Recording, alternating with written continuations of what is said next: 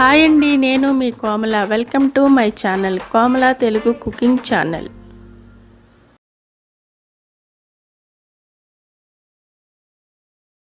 ఇదిగోండి, ఈరోజు నేను చికెన్ పలావ్ చేస్తున్నాను.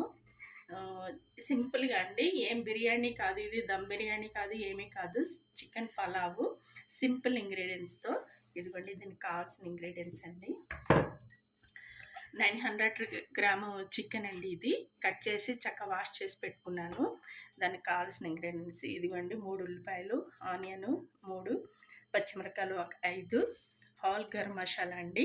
ఇదిగోండి స్టార్ అనీస్, షాజీరా, యాలక్కాయలు, పెద్ద యాలక్కాయి, ఇది రాతి పువ్వు అంటారు కదండి అది, కొంచెం మిరియాలు, జాజి పువ్వు, జాజికాయ, ఇదిగోండి లవంగాలు, చెక్క. ఇంతే అండి దీనికి కావాల్సినవి. ఇది బెల్లీ లీఫ్, ఇవన్నీ దీంట్లో వేస్తాం. ఇదిగోండి పెరుగు, 1 కప్ పెరుగు అండి, 100 గ్రామ్ ఉంటుంది ఇది. ఒక పెరుగు, దానికి కావాల్సిన సాల్ట్, టేస్ట్ కావాల్సిన సాల్ట్ అండి, ఉప్పు. ఇదిగోండి జింజర్ గార్లిక్ పేస్ట్. ఇప్పుడు ఇవన్నీ నేను కలిపేటప్పుడు చూపిస్తాను అండి. పెరుగు వేసేస్తున్నాను, 100 గ్రామ్స్ కర్డ్ అండి ఇది.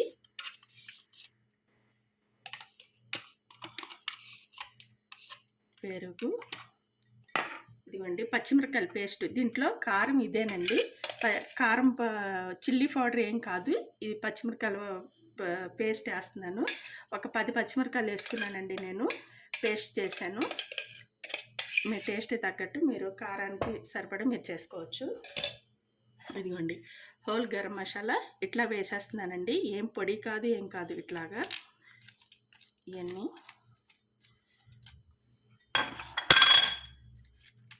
ఇదిగోండి బెల్లీ లీఫ్, ఇదిగోండి 1 జింజర్ గార్లిక్ పేస్ట్ అండి, అల్లం వెల్లిపాయ 2, 3 వేసానండి. ఎందుకంటే ఇది కిలో చికెన్ ఉంటుంది, 4 గ్లాసుల రైస్కి అంత అల్లం వెల్లిపాయ పేస్ట్ పట్టిద్ది. 1 స్పూను ధనియాల పౌడర్ అండి, ఇది వేయించుకుని నేను పౌడర్ చేసి పెట్టుకున్నాను, 1 స్పూను. ఇదిగోండి సోప్ పౌడర్, జీరా పౌడర్ వేయట్లేదండి, సోప్ అండి. ఇలాగా క్రష్ చేసుకొని పెట్టుకున్నాను నేను, 1 స్పూన్ వేసాను అంతే. 1 స్పూన్ సోప్ పౌడర్ అండి, సోంపు ఇంతే అండి. ఉప్పు, ఇదిగోండి 1 స్పూన్ వేస్తున్నాను నేను, తర్వాత మళ్ళీ రైస్లో వేస్తాం కదా అందుకోసం. ఇదండి. ఇప్పుడు మ్యారినేట్ చేసి ఒక 10 మినిట్స్ అట్టు పెట్టుకొని తర్వాత నేను పొయ్యి మీద వేసేటప్పుడు చూపిస్తాను. ఇదిగోండి ఫస్ట్ నేను స్టవ్ వెలిగించుకున్నాను, గిన్నె పెట్టుకుంటున్నాను. ఇదిగోండి దబరా ఆయిల్ పోస్తున్నాను. ఆయిల్ నేనేమి మెజర్మెంట్ ఏం కాదండి, అందాజాగా వేస్తున్నాను. ఇదిగోండి 2 గుంట గరిటెలు అనుకోండి, అంతకన్నా ఎక్కువేం కాదు. ఇదిగోండి ఆయిల్ వేడెక్కిపోయింది, ఆనియన్స్ వేస్తున్నాను.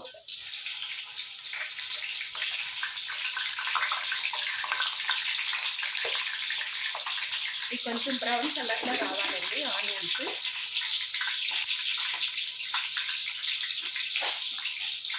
ఇదిగోండి చక్కగా ఇలా వేగుతున్నాయి, ఇంకొంచెం కలర్ రావాలండి, బక్క రవ్వ.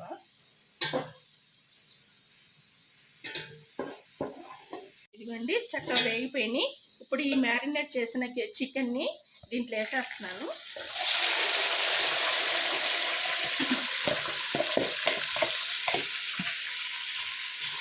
ఇది బాగా వేగిపోవాలండి, ఈ పెరుగు ఇదంతా బాగా ఫ్రై అయిపోవాలి, అప్పుడు బాగుంటుందండి. ఇది చికెన్లో నీళ్ళు వస్తాయి, ఇవన్నీ బాగా మగ్గిపోవాలి.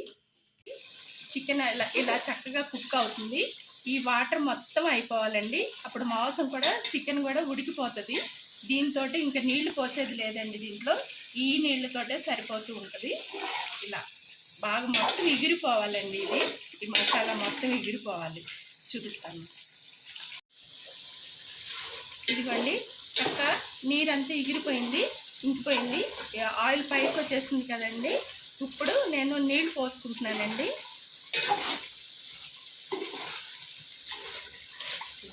ఇంతే అండి, ఇలా ఎగిరిపోతే చాలు, నూనె పైకి వచ్చేసింది చూసారా. ఇదిగోండి, నేను నీళ్లు కొలత పెట్టుకున్నాను, 7 గ్లాసుల నీళ్ళు అండి ఇవి, బాయిల్ చేసి పెట్టుకున్నాను. ఇది కొంచెం బాగా మరగాలి. ఆల్రెడీ వాటర్ బాయిల్ అయినాయి కాబట్టి తొందరగా మరిగిపోతాయి.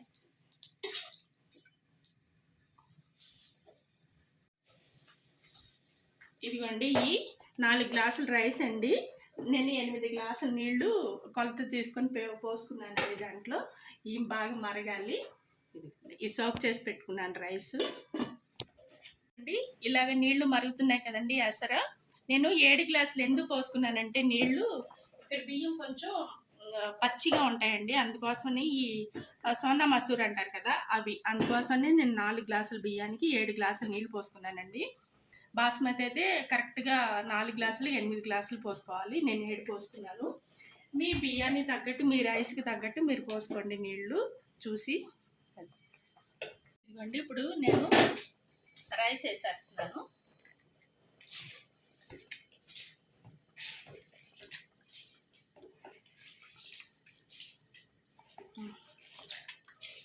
వేసాను ఇలాగా. ఇది బాగా కొంచెం ఉడకాలండి, ఆ ఎసరంతా పోయిన తర్వాత అప్పుడు సిమ్లో పెట్టుకుందాం. ఇది ఇలా 10 నిమిషాలు హై ఫ్లేమ్లో ఉండాలండి. తర్వాత అదిగోండి, ఫుల్గా ఉంది.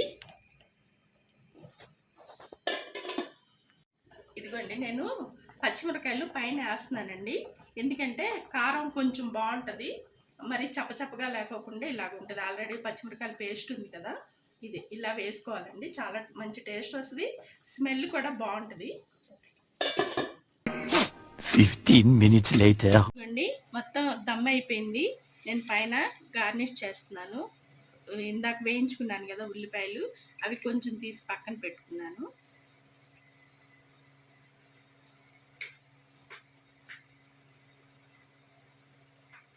ఇప్పుడు నేను నిమ్మకాయ ఇలా పెడుతున్నానండి, ఇలా పైన, ఎందుకంటే చికెన్లో కలపచ్చు కానీ అంతగా టేస్ట్ ఉండదు, ఇలా పైన పెడితే బాగుంటుంది.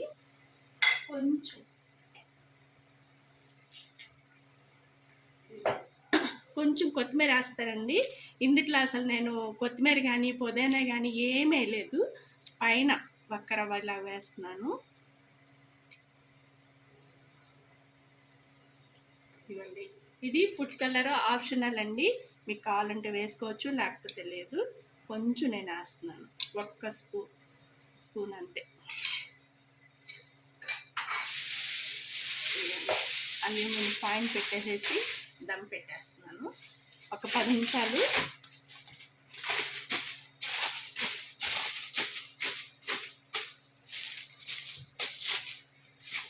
లో ఫ్లేమ్లో ఉండాలండి ఒక 10 నిమిషాలు. ఇదిగోండి, తవా పెట్టుకున్నాను నేను, దీని మీద షిఫ్ట్ చేస్తున్నాను.